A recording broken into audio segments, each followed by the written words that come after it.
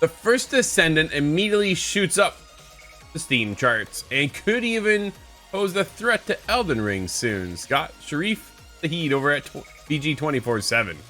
The First Descendant. The first Ascendant. Am I right, gamers? Oh man. The First Descendant is a free-to-play third-person shooter with RPG mechanics and loot. So it was pretty much set up for success. That's not true, but I get where you're coming from. That success is never guaranteed, however, especially given how saturated the looter shooter market is. On its first day of release, Scott, the game has been welcomed by thousands of players. As of this writing, the looter shooter occupies the number 6 slot on Steam's most played games list, with its next target being Elden Ring. Concurrent player numbers have rising rapidly, with the most recent peak being a little over 180,000 achieved just a few minutes ago. This is a pretty sizable number, free to play or not, but the reception hasn't been entirely positive. Looking at player reviews, the First Descendant currently has a mixed Steam review rating based on about 2,400 reviews. At 49% of the players' reviews are positive, which is a bit of an unusual split for games with a mixed rating. It's hard to say how many of the negative reviews criticize gameplay or monetization rather than call out server disconnects and other launch day woes. Much of the negativity also stems from the fact that the game was made available to download well before servers went live, leading players to believe they couldn't log in when servers had in fact not gone live yet. It's a bit of a communication blunder, more than that, but it's very much reflected on the game's score on Steam. I was gonna say, cause I've been, dude, I've been on it. I've been playing already. So, but go ahead. So is it really suggested that there all these negative Steam reviews, or a lot of them, maybe because people tried to jump into the game before it was even live? That's not the game's fault at that point. No, which is weird because it's disappointing. On console, it came up saying, well, even they put it on their own social saying, hey, download, I think it was 48 hours before the game goes live. Like they've said, July 2nd, game goes live. But you can download it 48 hours prior to get ready to jump into the game. I jumped in last night with my brother and our buddy Kyle. Dude, it was a fast 3.5 hours. I'll tell you, it was just, it was gone. Now, granted, I also skipped through the beginning of the game, all those cutscenes, because I've seen them 4 times already. So that's why I said this is my 4th time back. Every time I went in the game, it was from the very beginning of the game. It's the tutorial, how you get into it, da da da da da. I'm like, okay, skip, skip, skip. Seen this cutscene already, skip, skip, keep going, and then away we go, right? And it's I jumped back in again this morning, so I'm probably somewhere hovering around the 4-hour mark. I'm already level 11. Leveled up fast. Kyle, our buddy Kyle, jumped in late last night, and my brother and I were just destroying stuff in his game, right? Because I'm already far behind, I hear. Well, that's the problem, I think, honestly, is there's a bit of a scaling issue when we come in with a lower level, right? So we're like, okay, we'll get our buddy Kyle caught up. We're gonna start working away. Problem is, I'll surpass everybody today while I'm playing.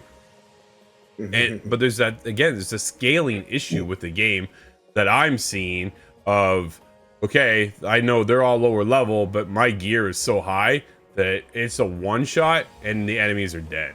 Like I'm taking them out no problem. Where beforehand, trying to get up that grind, it was a couple bullets hitting them before they would actually fall. So it just kind of takes away. So actually, when Kyle jumped in, dude, I kind of stepped back a little bit and let him just kind of shoot away as I kind of just goofed around, did a couple other things and did whatever. But yeah, when it comes to some of it, like we had early access. We went Summer Game Fest. We covered the game over there. We had an interview with the developers. If you haven't seen that, I'm telling you, go check that out. ITGTV.com. It is a fantastic interview. Very cool to see some of the information behind the scenes where they're kind of taking this game further. They've got one heck of a roadmap, which is I was already impressed with, right? So this is cool. And to get onto the game now, to go back to it, okay, I just need to get past the part that I've already been at to get it further into the game, but I need everybody else to go with me, right? You come with me, guys. So, but yeah, a lot of it seemed pretty easy. I like the difficulty. There's normal and then there's hard, Scott, and I can't get to hard, I guess, until I'm finished the story. and I'm waiting for that hard. Okay. But there's certain areas you can, I believe, bump it to hard.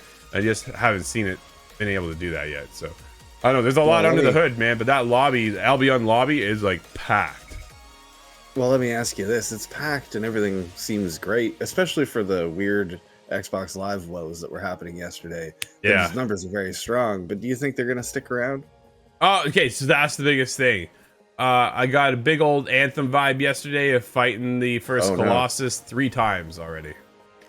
Oh no. That makes me a little nervous, straight up. I was like, I didn't have to go do it, but it was one of the, because I picked up the battle pass, and one of the challenges was defeat that thing 3 times. My last time, dude, I literally blew that thing away in like 2 minutes, because there's a whole team of 4 of us in there, and it was, we're done. I'm like, well, that was easy, right? So you can spike the difficulty up to hard. I think that's something we're gonna have to do. But you go to this Colossi to then give you special items that unlock other Descendants.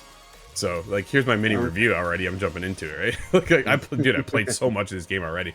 Grand total, dude, I'm probably 30 hours into this game. But because I've had to start fresh, I'm only 4 hours now. But I'm ready to kind of keep going and moving forward. I'm having a good time. It's been fun. And so the negative reviews, I guarantee you the fact that people jumped in early thinking they can play. And it's not the case, right? It's a free to play. I think that's the other side of it. It's catching up to Elden Ring, which was a full $70 price tag. So yeah, and it's a Souls game, dude. Elden Ring is completely different than the First Descendant. Yeah, they're both at the top of the list for completely different reasons, but it's going to be really interesting to see how the staying power of the First Descendant.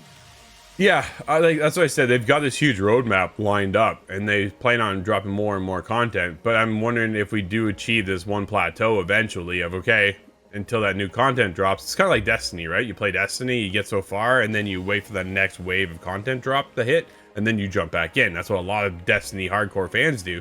And I wonder if they can keep that here alive for me when it comes to the First Descendant. All right, wrapped it up. Am I going to go back? Are you going to pull me back in is the other bigger question, right? But yeah, these mixed reviews, man, I wouldn't trust them completely. That's for sure.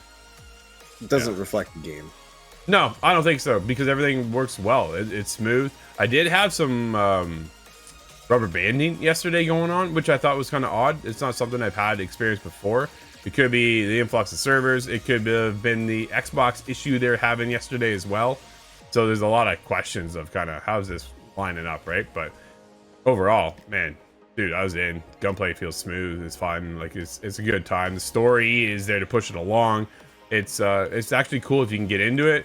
Here's the biggest problem, because it is a co-op experience with other players jumping into your world. You can set it up for private, but if you jump into, like, we were in Kingston for a lot of it yesterday. So you leave Albion, you go to Kingston, and from there, other people are already in that persistent world. And you start up a mission, they can join your mission, and then they just beeline the mission. I'm like, man, so Darren and I are still like looting around and going whatever, but because they're ahead, whew, we get beamed up into their fight. I was like, yeah, private session coming up, right? Like, that's where I'm like, just chill out a second and let us kind of goof around a bit. But yeah, if you can group up with a party of 4, I think you're in for a great time, honestly. But we want to hear from you. Hit us up, itgtd.com. Are you jumping into the First Descendant?